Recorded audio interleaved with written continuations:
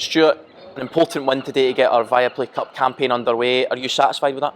Yeah, very much so. I knew, Scott, that it was going to be a difficult venue to come. I know Ross Draper well. I know Elgin very well from my time up in the Highlands, and it's always a difficult place to come. Doesn't matter if we're the Premiership side and they're the League Two side. They always make it difficult for you. Thought we had a lot of control in the first half. We were able to play the game in their half of the pitch. Second half, they changed their shape slightly, and they pose us one or two problems from building out for the back, and credit to them for their bravery in doing that. But by and large, I'm relatively pleased. We come away with no injuries. We managed to get a couple of goals and we get a clean sheet.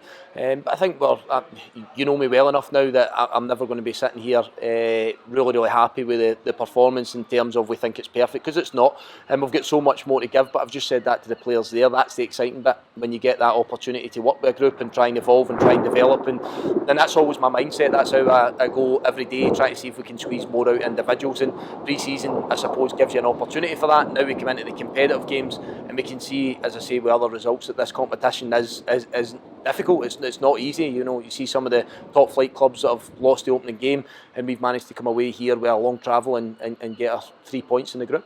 One of the big talking points today will of course be Lennon Miller, 16-year-old, gets his first goal for the club. But he wasn't the only youngster in the side who gave debuts or starts for the first time for Luca Ross, and a debut for Ewan Wilson. Mark Ferry comes on at the end. How exciting is that for Motherwell Football Club to have these youngsters who are ready to play first team football in your eyes? Yeah, I don't want to get carried away, Scott. I genuinely don't, but you guys know probably better than me, and I listen to Motherwell supporters, people that have been at the football club for a long time. I believe a big part of the identity of Motherwell Football Club is the young emerging talent, guys that have come through your academy, and giving them opportunity to play. They have to be good enough to play. I've said that to you before. They must be good enough to play. They must be pushing the first team guys. But I think if you look through my coaching pathway and my managerial career, I've always been a guy that plays young players if I feel they're good enough. I'm not scared to do it.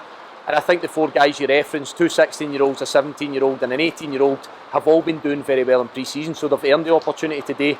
And I think every one of them in different ways showed what they're capable of. But again, that goes back into that scale of we think that they can become much better. And sometimes those opportunities on the pitch are the best moments where you can actually start to evolve and become a better football player. Is it important in this cup campaign that these youngsters are ready to take part? I mean, we've got such a quick turnaround for our next game now. I mean, how do you prepare for that? You've only got 2 days and then we're straight down to Dumfries to play Queen of the South. Yeah, again, this is the bit where we have to make sacrifices. We've travelled up to Aviemore on the Friday night. See all our supporters, they've done the same to coming back us, which I have to pay testament to them. That's an unbelievable following to come this far, and during the summer holidays where it can be difficult. But yeah, we get ourselves back down the road. We'll be late tonight. We'll be back in training again tomorrow, and it's what I believe in, Scott. It's what I think is the right formula to make sure we're ready for another tough game during the week.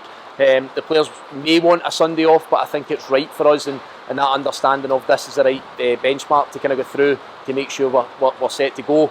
But again, nobody complains. Nobody has a problem with it, because these guys want to go and better their career and go and do well for this football club. So it becomes an easy task to tell them they're in a Sunday and what we're working towards on Tuesday. Just finally as well, Stuart, a word on John Obika. Obviously comes back on a permanent deal this summer. He had a few chances rather in the first half, but he didn't let that get to him. Is that the mark of the man, that he's able to keep his head up, keep grinding and get his goal and get his reward? Yeah, I think John brings a smile to all our faces. There's an integral part in football. John's got undoubted quality and experience as a striker. He's played at a real high level for a lot of years. But he's an even better guy, I keep saying that, and what he brings to our dressing room by his personality and his character, I think is invaluable. And I think what you see on the pitch is what John is. He doesn't beat himself up. He doesn't get overly frustrated or overly emotional. And when he misses his couple of chances in the first half, he still believes he's going to get on the end of something in the second half. And again, a real good example of young Mark Ferry, for example, who partnered him when he came on, that strikers miss chances. It's important that they keep coming back for the next opportunity. Thanks for your time, Stuart. Well done.